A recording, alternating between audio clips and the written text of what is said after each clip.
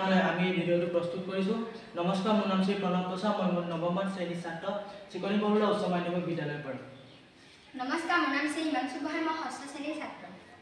নমস্কাৰ, মোৰ নাম সাজিদ মৰল, মই নৱম শ্ৰেণীৰ ছাত্ৰ। নমস্কাৰ, মোৰ নাম শ্ৰী তন্ময় বৰুৱা, মই সপ্তম শ্ৰেণীৰ ছাত্ৰ। নমস্কাৰ, মোৰ নাম অনুপম দেৱনাথ, মই সপ্তম শ্ৰেণীৰ ছাত্ৰ। মই সেইদিনাখন বজাৰলৈ গৈছিলোঁ।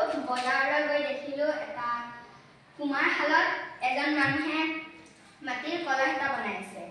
তো মাটিৰ কলহটো দেখি মোৰ মনলৈ এটা ধাৰণা আহিলে, মাটিৰ কলহত পানী থৈ যিহেতুকে আমি শীতল পানী কৰিব পাৰোঁ, তেনেহ'লে আমি মাটিৰ ডাঙৰ পাত্ৰ এটাত আৰু তাত পানী থৈ এটা মাটিৰ পাত্ৰত ফল মূলখিনি ৰাখি তাৰ ওপৰত এটা ডাঙৰ মাটিৰ পাত্ৰত ঢাকি দিলে ফল মূলখিনি বহু দিনলৈ ভাল হৈ থাকিব। ই এটা উত্তম ধাৰণা। আগৰ দিনৰ মানুহে এনেকেই কাম কৰি আছিল। ইয়াত দেখাব পাৰি যে আমি মাটিৰ পাত্ৰ দি কেনেকৈ বস্তু শীতল কৰি ৰাখিছিলোঁ।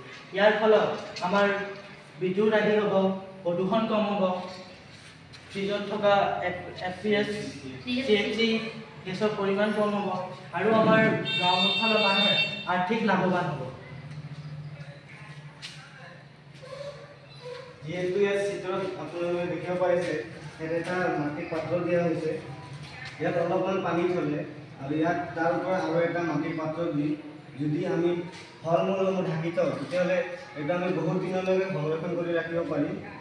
ইয়াৰ দ্বাৰা আমাৰ বহুতো লাভো হয় আৰু গাঁওবাসীৰ বহুতো আৰ্থিক সাহায্য হয় আৰু গাঁওবাসীয়ে বহুতো উন্নতিও কৰে। আজিৰ দিনটোত এইটোৱে আমাৰ ধাৰণা আছিল।